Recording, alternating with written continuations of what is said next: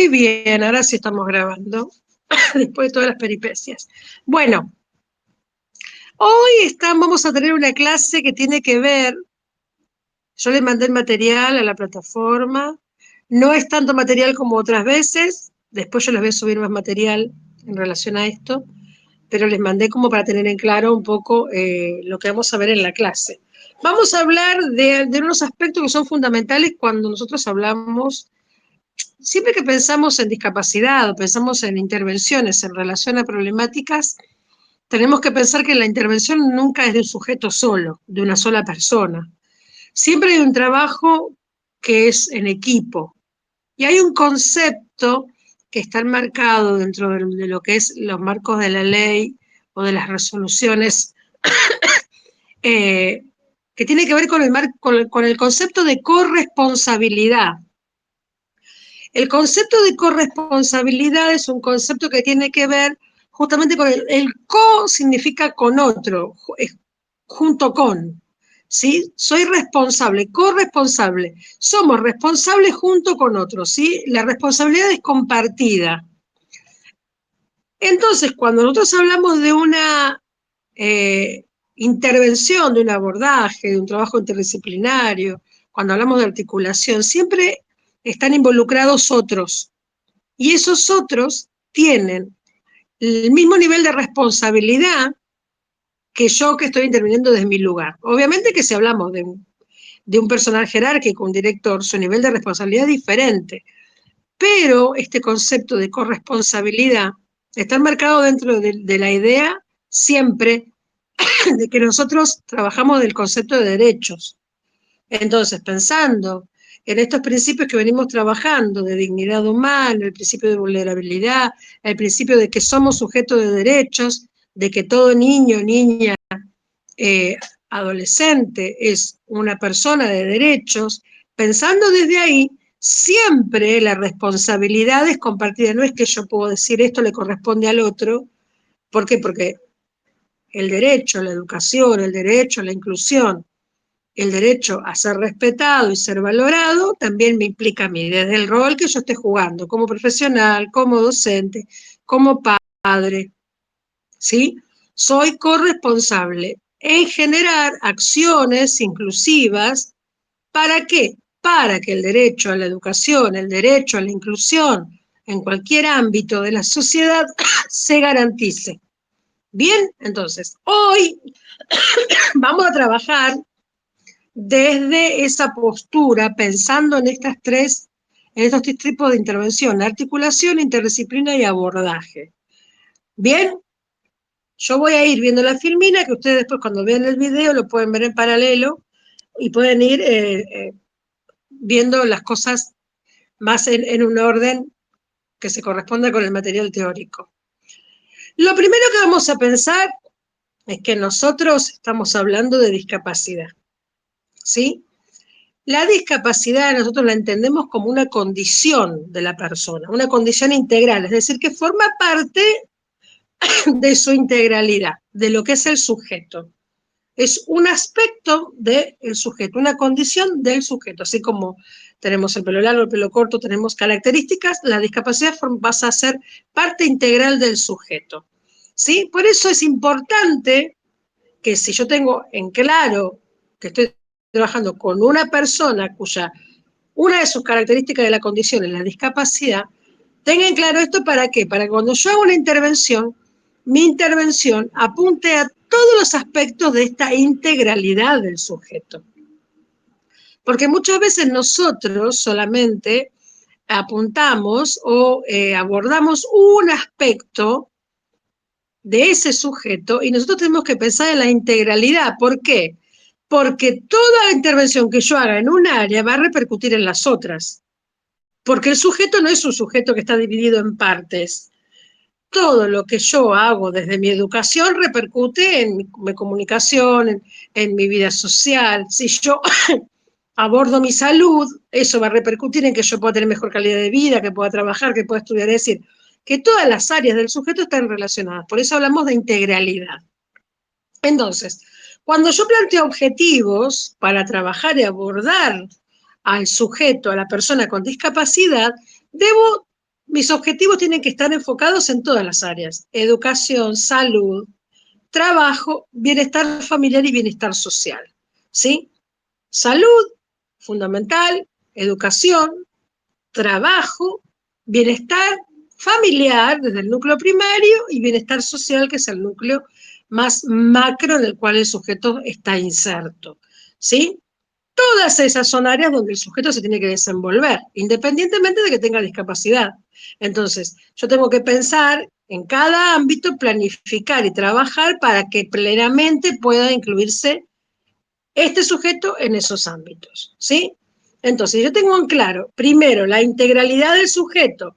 Dentro de esa integralidad, el sujeto tiene una condición de discapacidad, yo planifico acciones para todos los ámbitos para que se pueda incluir plenamente, y esa planificación lo que va a generar es que yo piense acciones específicas, concretas, ¿para qué? Para fortalecer las habilidades y las potencialidades del sujeto. Es decir, yo, como veníamos hablando en la clase anterior, ¿se acuerdan que hablamos de los modelos de abordaje de discapacidad? ¿Se acuerdan que estaba el modelo que estaba basado en el paradigma del déficit, que decía que ponía el ojo, la mirada en la falta? Nosotros, desde nuestro posicionamiento a este sujeto integral, lo que vamos a hacer es poner el énfasis en aquellas habilidades y aquellas potencialidades que el sujeto tiene para integrarse plenamente en la sociedad. ¿Por qué? Porque si vamos a hablar de limitaciones, todos tenemos limitaciones en algún aspecto para estar incluidos en algún área, en un ámbito social o laboral o educativo. Entonces, siempre tenemos que poner el énfasis en aquello que tiene como herramienta potencial y como habilidad para desarrollar. A eso va a ir dirigido nuestro trabajo. Hay una frase que ustedes van a encontrar que dice: discapacidad, dos puntos, ni enfermo, ni sano, ni muerto, ni vivo, ni fuera de la sociedad, ni completamente dentro de ella. Esta frase de Murphy de 1990 lo que nos marca es que la discapacidad no es una condición valorativa que me pueda decir a mí, o que yo pueda categorizar y decir, bueno, es una persona sana, es una persona enferma, está dentro o está fuera. No es una condición valorativa, porque nadie está ni completamente adentro ni completamente afuera, nadie está completamente sano ni completamente enfermo, ¿sí? Es decir, que no es una condición que me pueda poner un peso de valor para darle al otro una categoría y decir, está dentro de este marco. Todos tenemos algunos aspectos en los que estamos más incluidos y no tanto, y aspectos en los que estamos más sanos, quizás emocionalmente, físicamente, o quizás no estamos tan sanos emocional o físicamente. Todos los sujetos, los seres humanos, pasan por distintos momentos. Entonces, esta frase lo que quiere decir que la discapacidad no es ni estar enfermo, ni estar sano, ni muerto, ni vivo, ni adentro, ni afuera. Es una condición, es como decir persona, ¿sí? Es una condición general que no puede categorizar ni dar un valor a nadie. Eso es lo que tenemos que tener siempre en claro nosotros. Lo importante es entender que cuando hablamos de discapacidad, que esto fue algo que hablamos mucho en la clase anterior, el concepto de discapacidad pasó de ser un problema de la persona y de la familia a entenderse como un problema de la sociedad, ¿sí? ¿Se acuerdan que hablábamos de los ejemplos de si ponemos el auto en una rampa, qué rol cumple el Estado? Bueno, es un problema de la sociedad, de cuánto la sociedad genera apoyos, estrategias y ámbitos para que la persona se pueda incluir. Entonces, ¿qué elementos son los que potencian la discapacidad? ¿Sí? Los elementos que la potencian, que limitan aún más a la persona. Hay un grado de limitación que tiene que ver que está en íntima relación con la accesibilidad que yo tengo. Por ejemplo, yo puedo considerar que ser una persona sorda es una limitación, el concepto de limitación. Ahora, si el grado de accesibilidad de esa persona sorda a ámbitos donde haya, por ejemplo, lengua de señas, donde haya profesionales que sepan lengua de señas, que sepan leer, por ejemplo, los labios, ¿sí?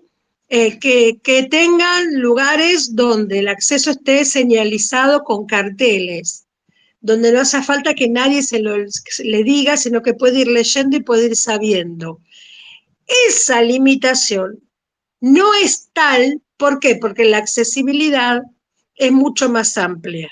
¿Se entiende? Ahora, si yo tengo una persona que considero que tiene la limitación de que es sorda, y yo quiero que se incluya en un trabajo o en un sistema educativo donde no hay señalizaciones, si la persona quiere preguntar, nadie sabe comunicarse con lengua de señas.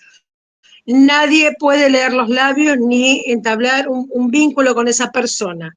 Entonces, el grado de limitación en ese punto es mucho más grande. ¿Por qué? Porque la accesibilidad es menor. Entonces hay una relación entre a mayor accesibilidad, menor grado de limitación. A menor accesibilidad, mayor grado de limitación. Pero ¿de quién depende la limitación? ¿Del sujeto o del grado de accesibilidad? Depende del grado de accesibilidad que la sociedad, el ámbito educativo, el ámbito cultural, el ámbito laboral, generen para que esa limitación disminuya. ¿Se entiende esa relación? ¿Me expliqué bien la relación? Muy bien. Entonces, primer elemento que potencia la discapacidad y que la hace más evidente es la accesibilidad que el sujeto tenga a determinados ámbitos. Hay ámbitos donde no se hace evidente una limitación porque es tan accesible a todas las personas, a las condiciones diversas, que las limitaciones no son evidentes. ¿Por qué? Porque hay accesibilidad, ya sea una accesibilidad edilicia, accesibilidad al lenguaje, accesibilidad de información. Bien, ahora, otro elemento que potencia la discapacidad es la autoestima. Y esto es muy importante. Porque la autoestima tiene que ver con una autovaloración. Entonces, pensemos, una persona que no tiene accesibilidad a determinados ámbitos, entonces su capacidad de autovaloración se ve menoscabada. ¿Por qué? Porque siente que no puede estudiar, siente que no puede trabajar, siente que no puede disfrutar una vida cultural, que no puede tener una pareja, se comienza a sentir limitada. Ante esa sensación de limitación que le impone el entorno, automáticamente se comienza a valorar menos. Por lo tanto, su participación es directamente proporcional con la autoestima. Es decir, cuanto yo más puedo participar en ámbitos donde cuanto yo más tengo espacios de inclusión, cuanto yo más puedo compartir con otros en un plano de igualdad, más yo me siento valorado, me siento respetado, me siento útil, ¿sí? Mi autoestima se eleva. Cuanto menos participación tengo, cuanto más, más espacios se me cierran, cuando yo tengo menos posibilidades de participación, entonces mi autoestima, menos participación, menos autoestima. ¿Por qué? Porque siento que no puedo, siento que no me dejan, siento que no me incluyen, siento que no me valoran, siento que no me respetan, ¿sí? Entonces, en el anterior era a mayor accesibilidad, menor grado de limitación. Y en este caso es a mayor participación, mayor autoestima. Es una relación proporcional, ¿sí? A menor participación, menor autoestima. Entendiendo la autoestima como esa capacidad del sujeto de sentirse valorado, respetado, incluido, ¿sí? ¿Voy bien? Les pido disculpas que me agarran la tos de ratos. Muy bien. Entonces, pensando en estos dos elementos, son muchos más, pero pensando puntualmente en estos dos, que potencian la discapacidad, nosotros tenemos que generar y pensar situaciones y estrategias que generen inclusión y no exclusión. ¿sí? Es decir, que generen accesibilidad y mayor nivel de participación. Muy bien. Ahora, cuando nosotros pensamos en disciplinas, cuando nosotros abordamos la discapacidad, hay muchas disciplinas que entran en juego. El psiquiatra, el médico, el docente, el acompañante externo, la fonoaudióloga, la psicopedagoga, la maestra, la terapeuta ocupacional, el neurólogo, el director de la escuela, el papá, la mamá, el club donde el chico va. Bueno, un montón de actores y de disciplinas. Ahora, cada una de esas disciplinas tiene que hacer un trabajo previo al encontrarse con esta persona con discapacidad. Tiene que ver con un trabajo de conocer a este sujeto, y conocerlo tiene que ver con un montón de aspectos, pero yo quiero hacer énfasis en unas cuestiones que son muy importantes ahora, en este punto. Hay factores de riesgo y hay factores protectores. Nosotros en nuestro ámbito, donde nosotros trabajamos con personas con discapacidad, o si somos familiares, debemos tener en claro cuáles son los factores de riesgo y cuáles son los factores protectores. Los factores de riesgo van a ser aquellos que van a, de alguna manera, ser como un elemento latente para, de alguna manera, potenciar negativamente la discapacidad, ¿sí? Por ejemplo, un niño, niña, adolescente con una condición de discapacidad que no tiene atención en su salud, que no recibe educación, que su familia atraviesa situaciones de vulneración de derechos, que vive en un contexto social, ambiental que no es favorable porque no tiene las condiciones necesarias, porque no está bien alimentado, porque no cuenta con medicación, que además tiene una condición de salud que es vulnerable, ¿sí? Puede ser que tenga una condición genética, una condición congénita, alguna enfermedad que sea hereditaria. Si tiene además un contexto emocional, un niño que además de tener una condición de discapacidad es un niño que es muy retraído, que quizás tiene está pasando por algún cuadro depresivo o tiene algún aspecto en sus emociones que juega en contra. Eso se constituye en un factor de riesgo, ¿sí? Entonces, yo tengo que saber, por eso cuando uno hace entrevistas, las profesionales o los que trabajan en educación o en salud mental, sabemos que hacemos entrevistas. Dentro de las entrevistas hay una de las primeras entrevistas se llama Historia Vital, que se conoce también por anamnesis, es el viejo nombre que se le daba a la historia vital, ahora se llama Historia Vital. Anamnesis, ¿sí? La anamnesis es un elemento que recaba información que es fundamental de la historia del niño que llega a nuestra escuela, a nuestro consultorio, a nuestra vida. En esa historia, yo lo que hago es anotar, por ejemplo, cómo fue el embarazo de la mamá. Si el embarazo fue un embarazo con dificultades, si en el embarazo la mamá tuvo pérdidas, si nació antes de tiempo, si durante el parto hubo alguna complicación. ¿Por qué? Porque yo miro elementos de riesgo que tienen que ver con lo prenatal, que es durante el embarazo, lo perinatal, que es en el momento del parto, y lo postnatal, que es luego del nacimiento. Entonces hay condiciones, situaciones que se dan. Por ejemplo, el niño tuvo sufrimiento fetal, vieron que las mamás dicen, tuvo 2 vueltas de cordón y estuvo en la incubadora tanto tiempo. Bueno, yo tomo nota de esas cuestiones porque eso se constituye en un factor de riesgo. Son alertas que a mí me pueden marcar otras posibles situaciones.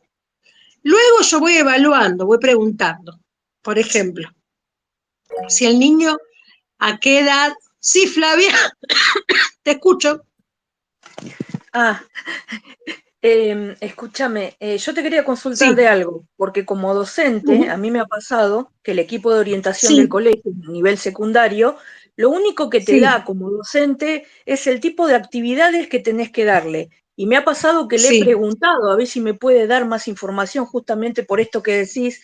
Yo trabajo en una escuela técnica y me ha pasado que, por ejemplo, no sabía que si el chico se cortaba porque tenía también un problema en la sangre, podía pasar algo, porque me decían que no me podían dar más información porque eso es secreto y que los docentes no teníamos que tener tanta información de los chicos. Y pero yo digo, yo tengo que tener conocimiento porque la escuela donde trabaja con herramientas, además de estar en aula. Entonces yo tengo que saber si por allí tiene algún ataque así de ansiedad o es nervioso, entonces para saber qué tipo de herramientas puede tener, porque no todos van con acompañante. En una escuela técnica, te digo, en 20 años que llevo en la escuela, una sola vez tuve un alumno con un acompañante y no estaban todas las sí, materias, solamente en 2 bien. de las 14 que tienen una escuela técnica. Entonces, ¿hasta dónde Ujú. nosotros podemos preguntar? Porque la verdad que estos factores de riesgo que vos decís, es importante que nosotros podamos saberlo, pero el profesional, que es una trabajadora social o una psicóloga que está en el equipo de orientación, nos dice que no nos pueden dar más información.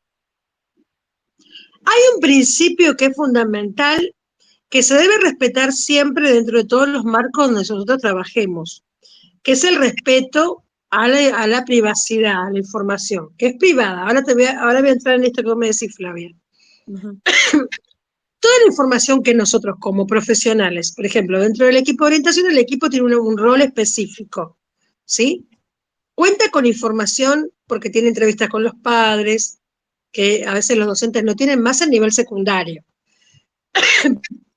Pero esa información es privada, deja de ser privada dentro del marco de que es una información que sirve para resguardar la vida de la persona y favorecer su trayectoria educativa, ¿sí?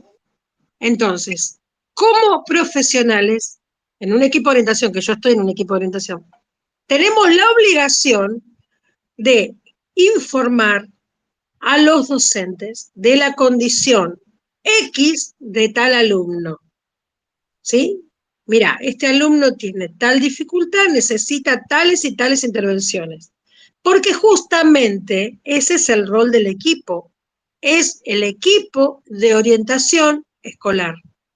La palabra orientación me marca que es mi responsabilidad, en base a la información que yo tengo, orientar al docente con respecto a ese alumno. ¿Por qué? Porque lo que nos interesa tanto al docente como a mí es la mejor calidad educativa de ese niño. Entonces, en ese punto, toda información que sea valiosa se debe compartir. Hay situaciones muy puntuales, por ejemplo, un abuso, ¿sí? Situaciones donde se resguarda totalmente la identidad y la situación y lo maneja el equipo directivo con el equipo de orientación. Pero en este caso, donde hay situaciones que el niño, el sujeto o el adolescente en este caso, está expuesto a ciertas circunstancias que están relacionadas con una condición particular de él, el docente necesita contar con esa información. Y el docente tiene todo el derecho a exigir esa información. Porque si no, ¿cómo vos adaptás? ¿Cómo vos generás apoyos? ¿Cómo vos generás intervenciones si vos desconocés la realidad de ese niño? Pero ¿y si ¿Se se niegan? entiende? ¿Y si se niegan? No deberían negarse. ¿Por qué? Porque hay un principio fundamental, que es el derecho del niño, niña, adolescente a la educación de calidad. Entonces, siempre que haya un obstaculizador, en este caso, la falta de comunicación es un obstaculizador del proceso de aprendizaje, ese obstaculizador está yendo contra el derecho del niño. Porque vos no estás contando una intimidad. Vos lo que estás haciendo es brindar una información que es fundamental para generar herramientas de apoyo. Si yo sé que tengo un alumno que tuvo un intento de suicidio, quizás yo no lo sé, pero llega a conocimiento del equipo de intervención, de equipo de orientación, porque los padres se acercaron y comentaron, yo tengo que hablar con los docentes y decirles, tenemos una situación con este alumno, está pasando por un... Quizás no contar toda la situación, pero sí poner en una alerta. ¿Por qué? Porque yo tengo que saber cómo manejarme ante determinada situación. Porque quizás yo, si no conozco, puedo quizás generar una respuesta, una mirada, alguna situación que genere una respuesta negativa y potencie quizás esa ideación suicida. En este caso puntual que estoy hablando de suicidio. ¿Se entiende? La información siempre es privada, uno tiene que resguardar la identidad, pero hay intervenciones puntuales que son necesarias que el equipo que trabaja directamente con ese sujeto las conozca. Bien. Entonces, es cuestión de marcar este punto, el derecho a la educación. Yo no pueden ellas ser un obstáculo para que vos, como docente, generes la mejor estrategia posible. Al contrario, es su obligación orientarte en relación a las problemáticas y las limitaciones específicas que presenta este niño. Si yo no sé las limitaciones, si yo no sé la condición cuál es, ¿cómo genero estrategias? Desde mi intuición solamente. Entonces, ¿qué rol cumple el equipo que está para eso? ¿Se Y entiende? te, y te pregunto otra cosa, y si llega, Sí, te escucho. hablando, ¿no?, del derecho a la educación que tienen los chicos con cierta discapacidad, si llega a una escuela, yo Sí, te digo porque trabajo en una escuela técnica, y tuvimos un caso de una nena que se sí. cortaba, y a veces iba con un pañuelito para taparse las heridas, hasta que un día no lo llevó, y bueno, y llamó la atención, una docente se dio cuenta y preguntó, y bueno, y yo le dije como docente de taller, el tema de las herramientas, hay cosas que son peligrosas, y no estábamos al tanto de la situación. Entonces, ahí, o sea, si no se daba cuenta esa docente, nunca, o sea, a veces le mandamos a los chicos, por ejemplo, al pañuelo a buscar herramientas, pero yo, si hubiera sabido eso, yo a ella nunca la tengo para ir a buscar ciertas herramientas, porque tal vez en ese trayecto de camino se puede lastimar, no sé, o hubiera tenido más cuidado en verla cuando ella está trabajando con determinadas herramientas. ¿Entendés? Por eso yo veo que a veces con esto de cuidar y entiendo de proteger a la criatura, no nos dan cierta información que, como vos decís, es muy importante, porque tal vez nosotros estamos actuando y estamos favoreciendo que se dé alguna situación que obviamente no la buscamos. Por eso, ¿hasta dónde nosotros, cuando nos dicen, no, no te podemos dar más información? Pero yo digo, ¿cómo nos dijeron a principio de año? Miren, tengan cuidado, porque es especial la escuela técnica, o sea, hay muchas cosas de peligro. Sí, No tal es cual. una escuela común. Vos, Flavia, recordame de qué zona sos vos. Yo ahora estoy en San Miguel, en provincia de Buenos Aires, pero vengo de una escuela Bueno, del sur de la provincia. bueno. Vos tenés que hablar con el equipo y decirle, mira, la circular 1664, la resolución 1664 del 2017, que habla de la inclusión de las personas, de los niños con discapacidad en el ámbito educativo, yo lo mandé eso, es el PowerPoint que no pudimos ver, que es de educación. Habla de la educación en primaria, en el nivel inicial, primaria y secundaria. Tiene un concepto que es fundamental, que es el concepto de corresponsabilidad, que dice que todos los actores intervinientes en el proceso de inclusión tienen que estar en conocimiento, ¿sí?, de la situación del sujeto. ¿Para qué? Para generar los apoyos necesarios para generar la inclusión en las trayectorias educativas, porque es un derecho. Esa resolución habla del concepto que yo hablé al principio, que es el concepto de corresponsabilidad. Desde ese concepto de corresponsabilidad, todos los actores intervinientes tienen que estar informados. ¿Por qué? Porque todos los actores intervinientes son responsables. Yo no puedo hacerme responsable y corresponsable con un compañero de un proyecto de inclusión si estoy desconociendo la mitad de la información. Bien, perfecto. ¿Sí? Eso quería saber, como cuando te lo digan, tener este conocimiento que no sabemos. Nuestra formación no nos forman y los chicos no vienen No, con los acompañantes. Y hay muchas cosas que nosotros no conocemos y por eso justamente estoy en este curso, porque me doy cuenta que no estamos con conocimiento de ciertas cosas y la verdad que tendría que ser algo que está dentro de la formación docente. Sí, debería ser así. Bien, Pero gracias. vos tenés que siempre decirle, mira, yo necesito saber esta información, no porque a mí me interese, ni porque yo soy curiosa, No, sino ni por porque a mí estigmatizar. me interesa la educación, me interesa su inclusión y me interesa que sea la mejor calidad. Ujú. Si hay algo que yo puedo hacer para sumar, evitarle riesgos, potenciar sus capacidades, sus habilidades, necesito saberlo, ¿sí? Bien, Porque ese es mi rol. El tiempo que él esté conmigo, el tiempo que esté en mi clase, yo quiero hacer lo mejor que pueda, pero yo no puedo si no cuento con información. bien, Necesito que ustedes me orienten, perfecto. ¿sí? Eso Gracias. sería. Muy bien. No, por favor. ¿Alguien más quiere decir algo? Porque ahí pusieron una pregunta, pero no la pude leer y se me fue ya. Alguien escribió algo recién. Bueno, si pueden, después me dice.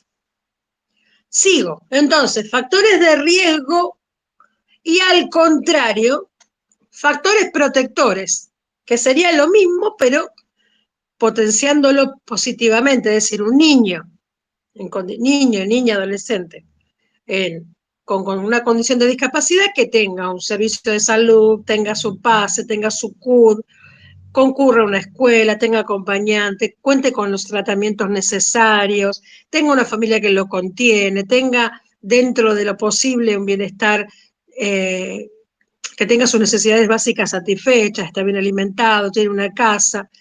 Eso está contenido emocionalmente, eso se constituye en factor protector. Es decir, que son factores que actúan positivamente para el desarrollo de esta persona. Por eso uno pregunta en las entrevistas, todo lo que yo les contaba antes, pregunta cuándo empezó a caminar, a qué edad dejó los pañales, si fue al jardín, desde qué momento tiene un proyecto de inclusión, qué terapia se está haciendo, desde cuándo está haciendo terapia, ¿sí? Cómo se acciona cuando es al... Decímelo, Cari, hablame, porque no puedo leer acá en mi celular, leo la mitad. ¿Me podés hablar? Ahí estoy. No, yo te Dale, pregunto, Cari, no, decime. no quería interrumpir, por eso No, te no, está mandaba bien. por el chat, pues no quería interrumpir, porque me parecía re importante lo que preguntó Flavia, porque mi Sí, pregunta es, de acuerdo a lo que ella plantea, si el caso sí. es al revés, por ejemplo, vos le explicás a la maestra y la maestra no lo cree relevante y hace de cuenta que no conoce esos antecedentes o, no, o le resta importancia. De esa manera, uno, ¿cómo puede accionar o cómo puede resolver esa situación? Cuando es justamente a la inversa.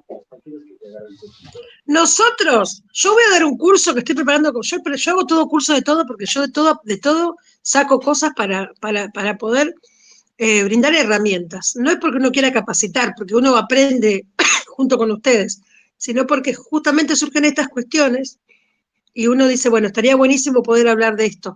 Con mis compañeras de equipo estamos pensando en un curso que tenga que ver con la intervención del equipo de orientación en todas las situaciones, ¿sí? Dentro de ellas, discapacidad.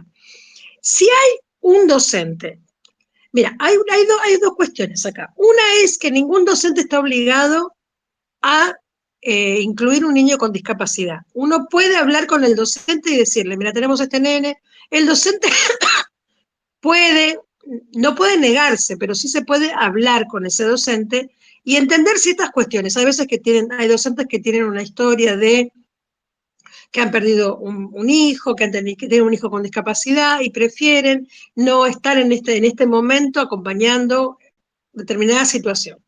Muy bien, todos se hacen acuerdos con la institución, pero nadie debería de negarse, ¿sí? ¿Por qué? Porque el derecho a la educación debe ser garantizado. Entonces, teniendo como eje principal el derecho a la educación y que todos somos sujetos de derechos, cuando un docente uno lo orienta y el docente dice sí, sí, sí, uno vuelve al aula a la semana y observa que esas orientaciones no se realizaron.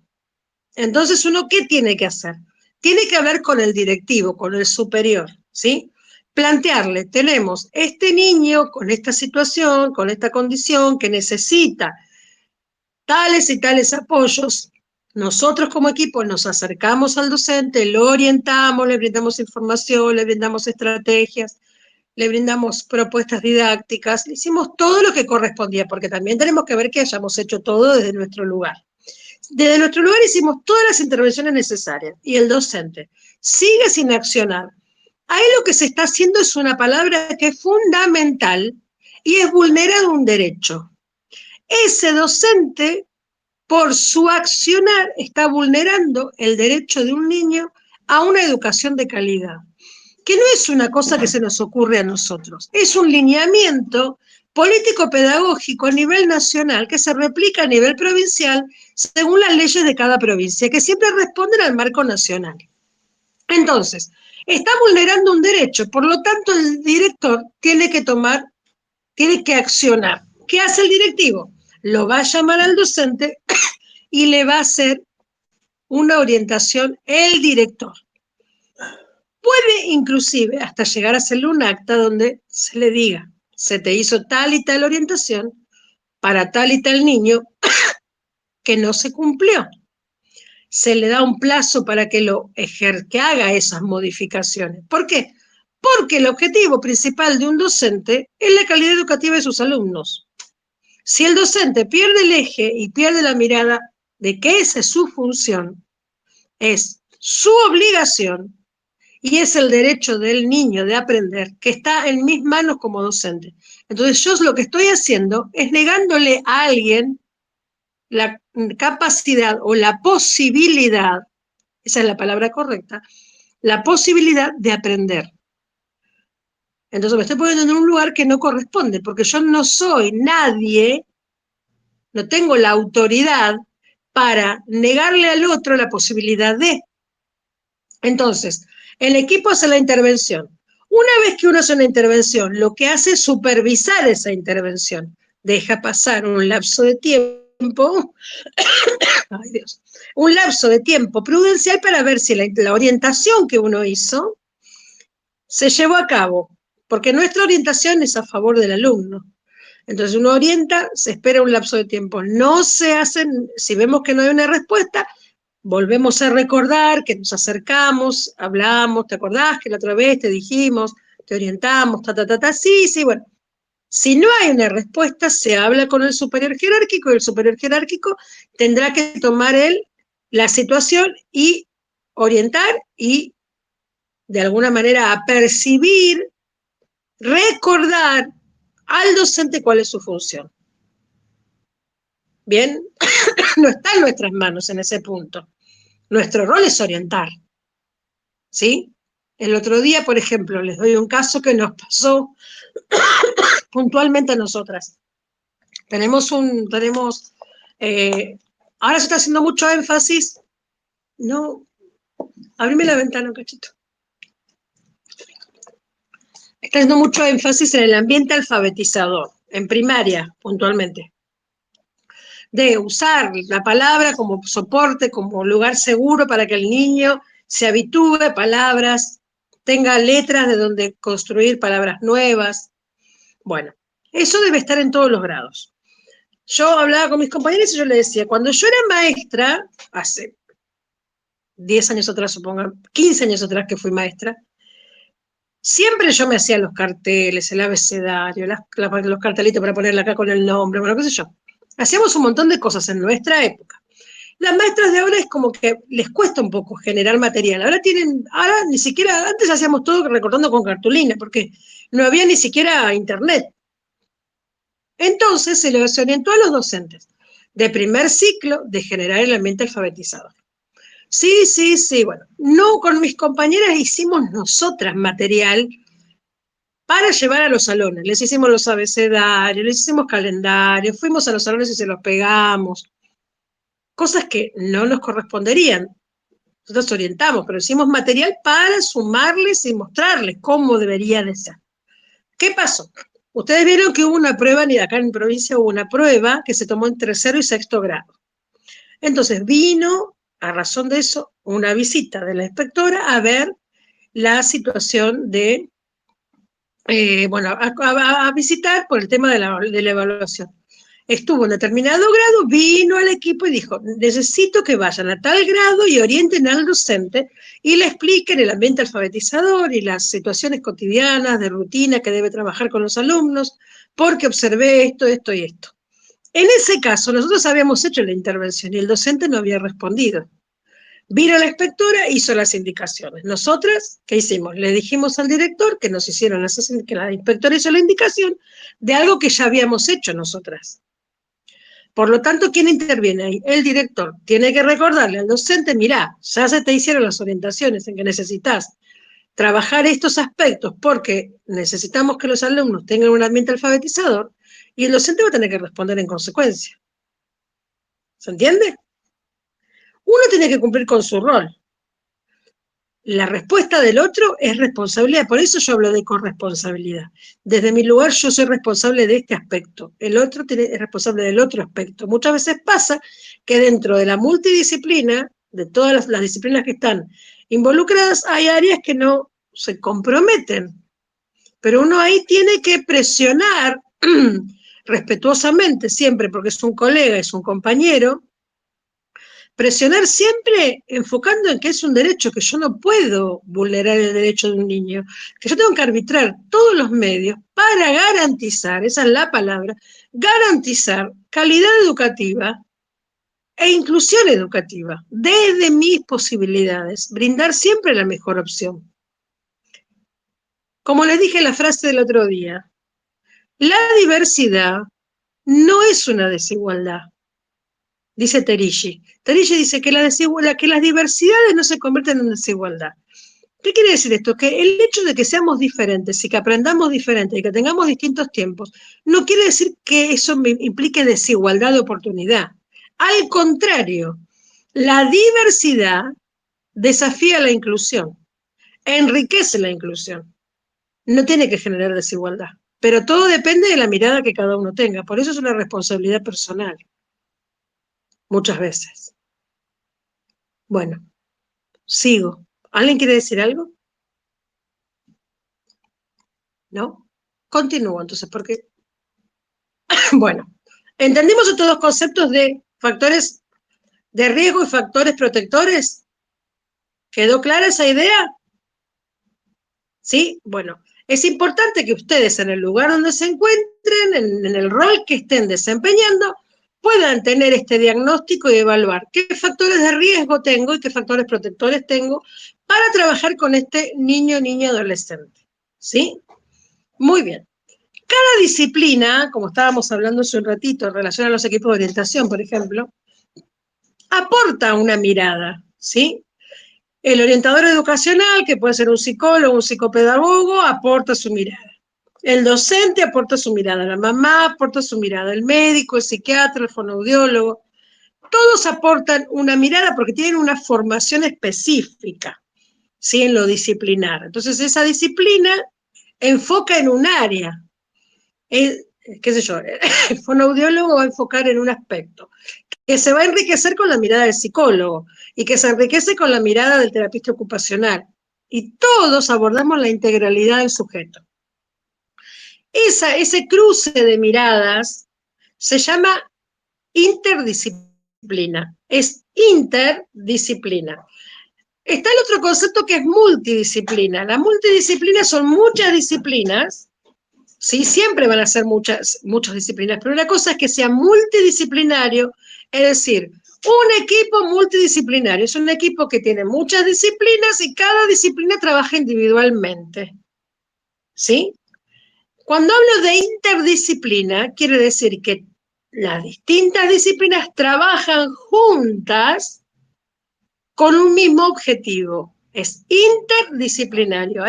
Es como que se unen con un objetivo. En este caso, el objetivo sería: Juancito viene a la escuela 58. Juancito tiene neurólogo, psiquiatra, fonoaudióloga, psicopedagoga, va a hacer natación los días sábados, viene a la escuela, está en un proyecto de inclusión con la escuela 500 tanto. Muy bien. ¿Cuál es el objetivo de la maestra de inclusión de 500 tanto, el profesor de natación, la fonoaudióloga, la psicóloga? es generar la mejor inclusión de Juancito dentro de la escuela. Entonces, la psicóloga se comunica con la maestra, entre todas trabajan en conjunto, interdisciplinariamente, con el objetivo de brindar apoyos para la inclusión para Juancito. ¿Sí? No trabajan independientemente. Es necesario que los profesionales involucrados, los actores involucrados en el proceso de inclusión mantengan una comunicación. Es la base de todo. Si no hay comunicación, no puede haber una proyección, no puede haber una organización. Entonces, la interdisciplina se fundamenta en la mirada de cada disciplina que se enriquece con la mirada de la otra y a través de la comunicación trabajan en pos de un objetivo común. ¿Bien? ¿Por qué? Porque como bien dice la filmina que ustedes van a ver luego, ninguno de los profesionales es más importante que el otro. ¿Por qué? Porque cada uno tiene una mirada específica. Entonces yo no puedo ser más importante que la fonoaudióloga, porque yo no sé lo que la fonoaudióloga sabe. Y la fonoaudióloga no es más importante que la psicopedagoga, porque la psicopedagoga trabaja en otro aspecto del aprendizaje, de la comunicación, que no trabaja la fonoaudióloga, y que tiene que ver con la integralidad del sujeto. Es decir, que todos en la mirada interdisciplinaria, todos los actores son importantes. ¿Sí? Es decir, no trabajamos, y entender que no trabajamos con un caso, sino que trabajamos con una persona. No es como en el juzgado que te dicen, caso 7258, fulano de tal. No, esto es una persona, es Juancito. Juancito que tiene la historia de vida, Juancito que se pone triste cuando los amiguitos no quieren jugar con él, Juancito que quiere jugar al fútbol y no puede, entonces es Juancito, es una persona. Entonces, entendiendo esto, el trabajo interdisciplinario corresponsable toma otra dimensión, ¿sí? Porque voy a repetir permanentemente, estamos trabajando con una persona que es sujeto de derechos. Yo tengo que tener siempre eso clarísimo. Y todo lo que yo no haga, todo aquello que yo puedo hacer y no hago, se convierte en una vulneración de derechos. Por lo tanto, si yo pudiendo hacer no hago, termino siendo cómplice de un sistema que excluye y no incluye. Distinto es que yo no puedo hacer determinada cosa, que no está en mis manos. Yo ahí no estoy vulnerando un derecho porque no está en mi poder hacer eso. Pero todo lo que yo desde mi lugar puedo hacer y no hago, estoy vulnerando un derecho. Porque me estoy olvidando que trabajo con una persona. ¿Sí? ¿Bien? Muy bien. Dice, ¿por qué trabajar interdisciplinariamente? Un solo profesional no puede llevar adelante un proceso de inclusión. No puede una sola persona hacerse cargo de todo un proceso de inclusión. Los padres hacen transferencias, esto es un concepto importantísimo, transferencias múltiples, y la presencia de diferentes profesionales contiene esas proyecciones unificándolas en la puesta en común. Es decir, miren, hay papás que la proyección tiene que ver con lo que yo, cómo me vinculo con el otro. Por ejemplo, hay padres que te dicen, a mí me gusta llevarlo a mi hijo al psicólogo, porque el psicólogo cada vez que voy me dice que yo tengo que hacer cosas, y yo no lo voy a llevar más. O te dicen, ay, me encanta la psicopedagoga porque es amorosa. Bueno, se generan vínculos, proyecciones. Cuando se juntan los profesionales, ya sea una llamada telefónica, un informe, el profesional transmite esa mirada y dice, mira, yo con este papá me está costando mucho trabajar los límites. Y puedo decirle a la psicopedagoga, mira, yo tengo un muy buen vínculo con este papá. La verdad es que cada vez que viene nos tomamos 5 minutos y hablamos. Bueno, genial. ¿Por qué no trabajás vos este aspecto? Porque conmigo no estoy logrando poder trabajarlo. Entonces, van articulando y trabajando según el vínculo que se establece con los distintos actores. ¿Sí? Hay veces que la maestra tiene un vínculo muy bueno y puede lograr trabajar con el papá alguna orientación que otro profesional no pudo. No quiere decir que el profesional es malo, tiene que ver con la proyección y con lo vincular que se generó, ¿sí? Entonces, la riqueza de la mirada de los distintos profesionales también es riqueza de los vínculos que se van entablando. Entonces, lo que uno no puede, quizás otro lo puede mediar. Por eso es importante la comunicación entre profesionales.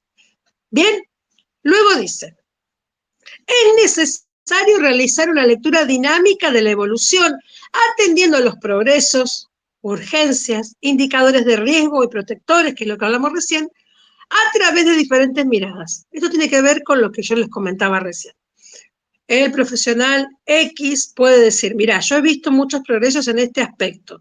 El otro puede decir, sí, pero a mí me está costando determinada cosa. He visto que llega tarde a todas las entrevistas. Ir evaluando qué cosas vemos que van avanzando, en qué cosas vemos que estamos estancados, porque no está estancado en ese tratamiento. Todos los que forman parte de ese universo interdisciplinario están trabajando por algo que se llama proyecto de inclusión. Es decir, que si se estanca una de las partes, se estanca el proyecto todo. ¿Sí? Entonces, es importante que cuando haya algún obstaculizador, identifiquemos alguna situación que no está funcionando con algún área, se pueda destrabar. ¿Por qué? Porque se frena todo el proyecto. Entonces, la comunicación, la evaluación, el diagnóstico permanente de cómo vamos avanzando, en qué estamos estancados, en qué viste progresos, cómo es la comunicación, todos estos elementos tienen que estar registrados. ¿Sí? ¿Para qué? Para juntos, como les decía hoy, apuntar al mismo objetivo, que es la inclusión plena de este niño, niña y adolescente. ¿Sí? Muy bien. Le voy a leer otra frase. Dice, la consolidación de la subjetividad de un niño, niña con discapacidad no se logra sin las más amplias posibilidades de socialización y educación. Es en el ámbito de la escuela donde el niño se termina de constituir como sujeto. Esto lo dijo Martha Schorr. Martha Schorr es tiene muchos libros hermosos, que trabaja con sordos. Y lo que está haciendo el énfasis en la palabra subjetividad, ¿sí? La consolidación de la subjetividad. Tiene que ver con, dice, no se logra sin las más amplias posibilidades de socialización.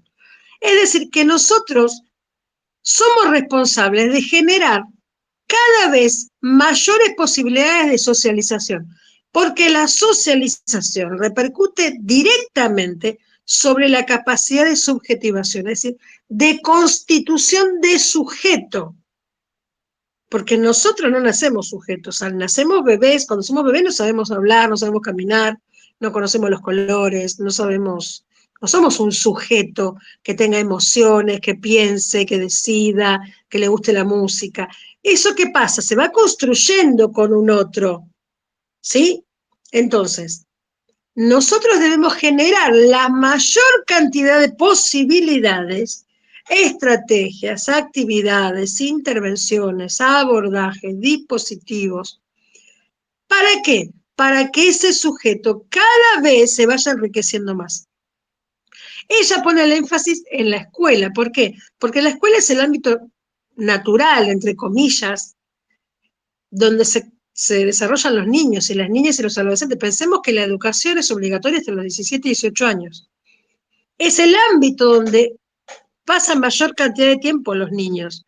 Por lo tanto, es el ámbito donde se debe enriquecer subjetivamente ese sujeto. Si yo a ese sujeto lo excluyo, le quito posibilidades, no genero estrategias, lo etiqueto, le digo, no, vos no podés, no, vos no vengas porque vos no lo sabés hacer, no, vos te quedás sentado porque, o vos te portás siempre mal, empiezo a poner etiquetas, etiquetas, etiquetas. ¿Cómo se constituye esa subjetividad?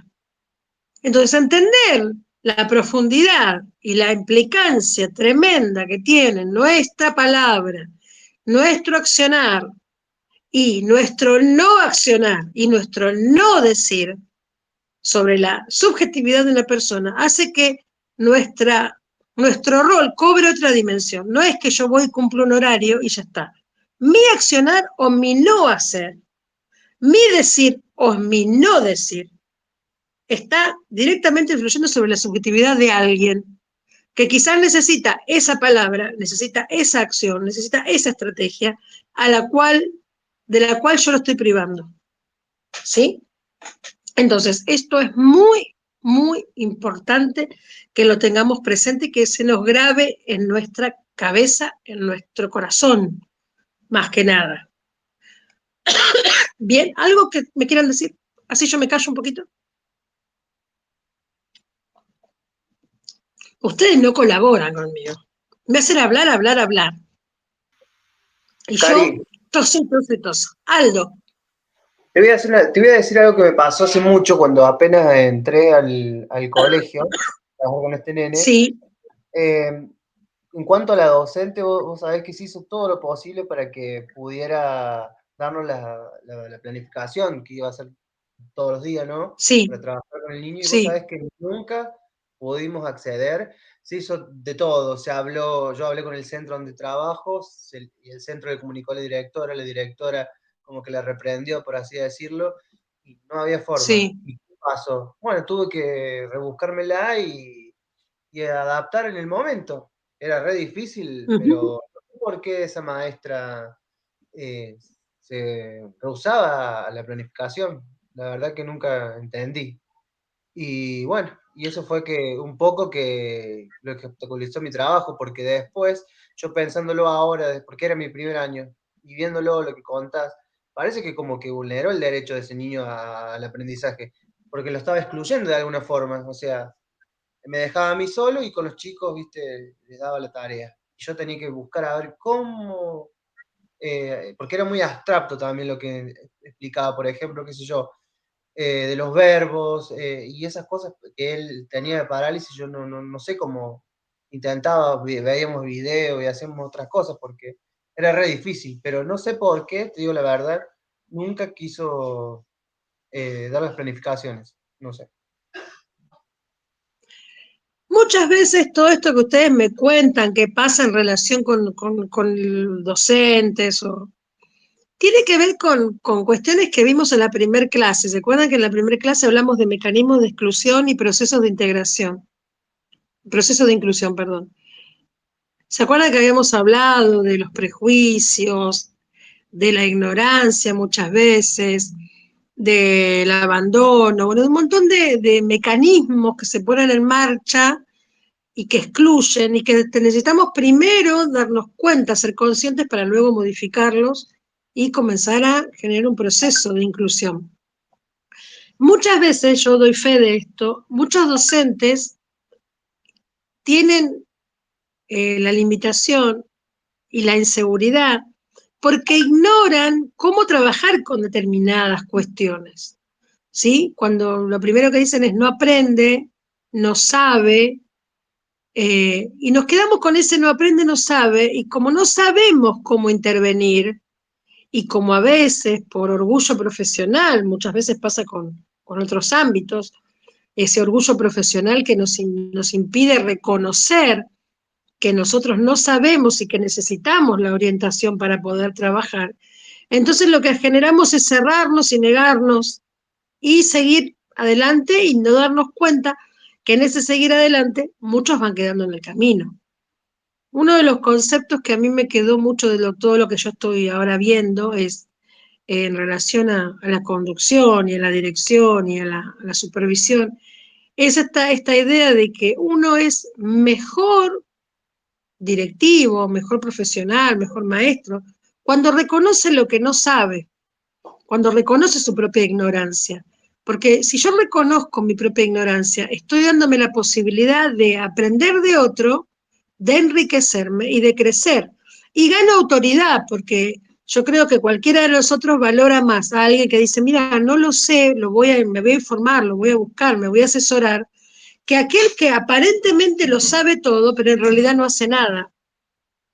Y creo que pasa mucho esto con relación a la discapacidad, no solamente con la discapacidad, pasa con discapacidad, pasa con abuso, pasa con lo que es maltrato, bullying, como se le dice ahora, que desconocemos y ante el desconocimiento preferimos no actuar, hacer de cuenta y dejar pasar que decir, mira, no sé, asesorame, busquemos estrategia, mira, no hice la planificación porque no sé cómo hacerlo, dame tiempo, lo voy a buscarlo.